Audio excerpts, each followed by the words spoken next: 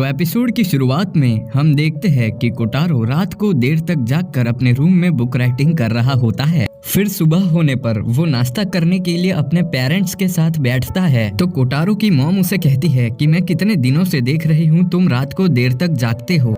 तभी कोटारो के पापा बोलते हैं, वो कहते हैं कि मुझे पता है कि तुम कुछ लिख रहे हो, है ना? ठीक है, ये अच्छी बात है। मैं भी पहले तुम्हारी ही तरह हुआ करता था। तुम वो काम करो जिससे तुम्हें खुशी मिले, इसे ही जवान होना कहते हैं। अपने पापा की इन बातों को सुनकर मन में कोटारो ये सोच रहा होता है, मैंने अभी भी किसी को बुक पढ़ने नहीं दी। डाजाई ओसामू नाम की एक बुक में लिखा है, हम किसी और पर प्रभाव नहीं डाल सकते और हम अकेले किसी और से प्रभावित भी नहीं हो सकते। तो अब सीन चेंज होता है और अब हमें स्कूल देखने को मिलता है। वहाँ पे स्पोर्ट फेस्टिवल शुरू हो चुका होता है। अकाने और उसकी सभी दोस्त रेस करने के लिए तैयार खड़ी होती है, लेकिन हम देखते हैं कि अकाने थोड़ी नर्वस होती है, इसलिए अकाने अपनी जेब से एक गुड़िया निकालती है और वो गुड़िया दबाती रहती है। अकाने उस गुड़िया को तभी दबाती है जब वो घबराहट में होती है, इसी कारण वो गुड़िया हमेशा अपने पास रखती है। तो अब हम दूसरी तरफ कोटारो को देखते हैं। कोटारो अपने रोमन नाम के दोस्त के साथ खड़ा होता है। रोमन कोटारो को कहता है कि तुम अभी भी नींद में हो, तुम रात भर जागे है ना? तभी कोटारो उसे कहता है कि मेरे पास इसे खत्म करने के लिए बहुत ही कम टाइम है। तभी रोमन बोलता है कि एक न्यू कॉमर अवार्ड। कोटारो कहता है कि हाँ। तभी रोमन उसे पूछता है कि क्या तुम इसे खत्म करने के बाद मुझे पढ़ने दोगे? कोटारो बोलता है कि नहीं, बिल्कुल भी नहीं। तो अब हम देखते हैं कि लड़कियों की 200 मीटर की रेस शुरू हो जाती है और अगली बारी अकाने की ही होती है। तो अब अकाने दौड़ना शुरू करती है और सभी उसके टीम मेंबर्स उसे चीयर कर रहे होते हैं। अकाने रेस में सबसे आगे दौड़ रही होती है। कोटारो दूर खड़े खड़े अकाने को ही देख रहा होता है। वो उसे इतना तेज भागते हुए देखकर बहुत ही शॉक हो जाता है और उससे बहुत ही इम्प्रेस भी होता है। अकाने रेस में फर्स्ट आती है।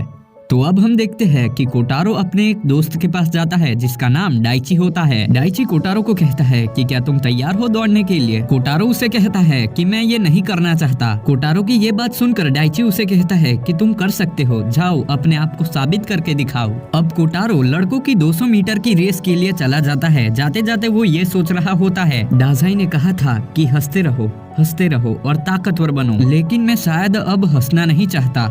अब सभी लड़के दौड़ के लिए अपनी अपनी पोजीशन ले लेते हैं और उन्हीं लड़कों के बीच कोटारो भी होता है। कोटारो की साइड में हीरा खड़ा होता है। हीरा असल में वही लड़का होता है जो स्पोर्ट्स ग्रुप का लीडर है। अब लड़कों की दौड़ शुरू होती है। रेस में हीरा नाम का वो लड़का सबसे आगे दौड़ रहा होता है और कोटारो रेस में सबसे पीछे होता है। कोटारो भागते भागते नीचे गिर जाता है। अब ये सब कुछ अकाने और उसके सभी दोस्त दूर से देख रहे होते हैं। देखते ही देखते रेस खत्म हो जाती है और हीरा फर्स्ट आता है। और रही बात कोटारो की, तो कोटारो सबसे आखिर में आता है।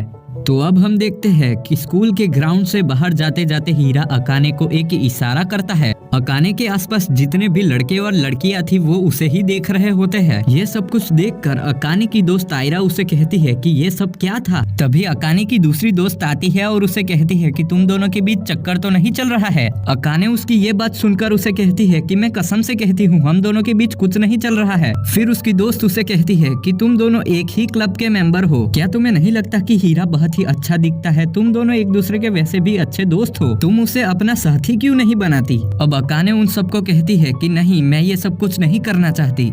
तो अब सीन चेंज होता है और अब हम कोटारो को देखते हैं जिसके हाथ में चोट लगी हुई होती है। कोटारो इमरजेंसी रूम में जाता है। वहाँ जाकर वो टीचर को ढूंढता है। तभी वहाँ पे एक लड़की आती है और उसे कहती है कि टीचर यहाँ पे नहीं है। वो लड़की उससे पूछती है कि क्या तुम्हें कोई काम है? तो कोटारो उसे कहता है कि मुझे भागते भागते चोट लग गई थी, इसीलिए मैं यहाँ पे आया हूँ। फिर वो लड़की उससे पूछती है कि क्या तुम ही करली कुन हो? वो लड़की उसे बताती है कि मेरी अकाने नाम की एक दोस्त है जो तुम्हारी ही क्लास में पढ़ती है। वो मुझे बता रही थी कि उसकी क्लास में एक लड़का है जिसका सर बहुत ही अजीब है। फिर वो लड़की कोटारो को कहती है कि चिंता मत करो, मैं तुम्हारा इलाज कर देती हूँ। वो लड़की कोटारो के हाथ में बैंडेज लगा देती है। इलाज करने के बाद कोटारो वहाँ से चला जाता है। जाते जाते कोटारो को ग्राउंड के पास अकाने दिखती है। कोटारो देखता है कि अकाने अपने हाथ में एक गुड़िया लेकर खड़ी है और उसे बार बार दबाए जा रही है। ये देख कोटारो मन ही मन सोच रहा होता है कि आखिर ये कर क्या रही है। तो अब सीन चेंज होता है और अब हम देखते हैं कि हीरा सभी ग्रुप के मेंबर्स को इकट्ठा करके खड़ा है। हीरा सभी को कहता है कि दोपहर की रेस में सभी लोग अपना बेस्ट देना। लड़कों अगले इवेंट की तैयारी करो, तब तक लड़कियां स्कैवेज हंट की तैयारी करती है। अब हीरा अकाने से पूछता है, क्या तुम्हारे पास सभी इवेंट्स का प्रोग्राम है? अकाने हाँ कहकर अपनी जेब से इवेंट लिस्ट निकालती है, लेकिन उस लिस्ट को निकालते निकालते उसकी जेब से वो गुड़िया नीचे गिर जाती है। अकाने को ये पता नहीं चलता है कि उसकी गुड़िया नीचे गिरकर बकेट में चली गई है। अब हीरा दोनों ग्रुप के मेंबर्स को ऑर्डर्स दे रहा होता है कि सारा सामान दीवार के सामने रखो। वो सभी को कहता है कि चलो अपने अपने काम पे लग जाओ। तो अब हम देखते हैं कि थोड़ी देर बाद अकाने को ये पता लगता है कि उसके पास वो डॉल तो है ही नहीं। वो हर जगह अपनी गुड़िया को ढूंढती रहती है, लेकिन उसे वो कहीं पर भी नहीं मिलती। अब वो उस गुड़िया को ढूंढने के चक्कर में वो अपना काम करना भूल जाती है। वो थर्ड ईयर के स्टूडेंट्स की रेस की पर्चियां डब्बे में नहीं रखती है। फिर जब रेस शुरू होती है तो सभी कॉम्पिटिटर्स डब्बे में से पर्चियां निकालने जाते हैं तो सभी डब्बे खाली होते हैं। ये सब देख हीरा और कोटारो तुरंत ही क्लास में भागते हैं और वो लोग पर्चियां ढूंढने लगते हैं। हीरा अकाने से पूछता है कि सभी पर्चियां कहाँ है। अकाने पर्चियों का एनवलप दिखाती है और तुरंत ही कोटारो उस एनवलप को लेके मैदान में चला जाता है और वो वहाँ जाके सभी कॉम्पिटिटर्स को कहता है कि इस एनवलप में से सभी पर्चियां निकाल लो। तो इसी के साथ फिर से रेस शुरू होती है। अकाने अपनी गलती से बहुत ही शर्मिंदा होती है और रेस में दौड़ने की अगली बारी उसी की ही होती है। अकाने जब रेस में दौड़ना शुरू करती है तो वो इतनी नर्वस होती है कि वो अपने हाथ में से स्टिक को ही छोड़ देती है और वो रेस से ही डिस्क्वालीफाई हो जाती है। तो अब हम देखते हैं कि स्पोर्ट फेस्टिवल खत्म होता है और शाम हो चुकी होती है। तो अब हम अकाने को देखते हैं जो स्कूल के मैदान में है। वो सारे सामान को बॉक्स में रख रही होती है। तभी वहाँ पे हीरा उसके पास आता है। वो वहाँ आके कहता है कि उन दोनों लड़कियों ने मुझे कहा कि मुझे तुमसे बात करनी चाहिए। फिर हीरा अकाने से पूछता है कि क्या तुम उदास हो? अकाने कहती है कि नहीं। फिर हीरा बोलता है कि अच्छा होगा कि तुम शुरुआत से ही सीरियस हो जाओ, तुम इसे और भी अच्छे से कर सकती थी। ये बातें बोलकर हीरा वहाँ से चला जाता है। अब अकाने अपने क्लास में जाती है और अपना बैग पैक करके वो वहाँ से निकलने ही वाली होती है, लेकिन तभी वहाँ पे क्लास में कोटारो आ जाता है। वो वहाँ अकाने के पास आके बोलता है कि क्या ये गुड़िया तुम्हारी है? अकाने अपनी खोई हुई उस गुड़िया को देखकर बहुत ही खुश हो जाती है। वो कोटारो को कहती है कि ये तुम्हें कहाँ से मिला? कोटारो बोलता है कि ये मुझे स्टोरेज रूम में पड़ा हुआ मिला था। फिर अकाने बोलती है कि अच्छा हुआ ये मिल गया, मैं इसके बिना घबरा जाती हूँ, यहाँ तक कि मैंने इसके बिना बहुत बड़ी गलती कर दी। मुझे लोगों के सामने आना अच्छा नहीं लगता, ये बहुत ही शर्मनाक है, लेकिन मुझे भागना बहुत ही अच्छा लगता है। जब ये मेरे पास नहीं होता तो मैं उम्मीद खो देती हूँ। अब कोटारो अकाने की इन बातों को सुनकर बोलता है कि नहीं, ऐसा नहीं है, तुम्हें परेशान नहीं होना चाहिए, मुझे लगता है कि तुम ठीक हो, तुम जैसे अब हो वैसे हमेशा रहो। कोटारो की इस बात को सुनकर अकाने हल्की सी स्माइल करती है।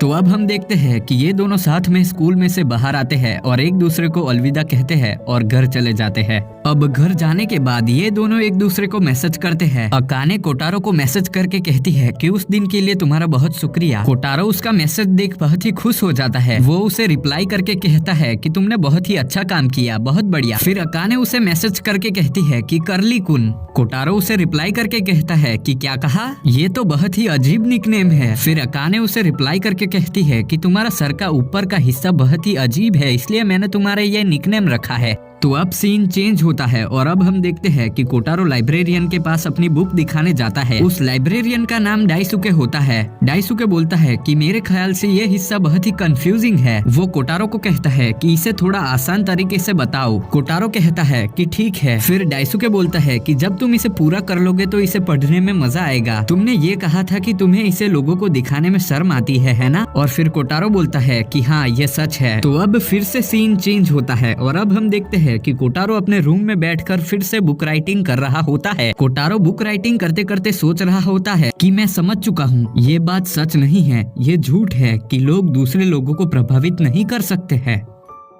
तो यहीं पे दूसरे एपिसोड का एंड होता है। See you again in the third episode.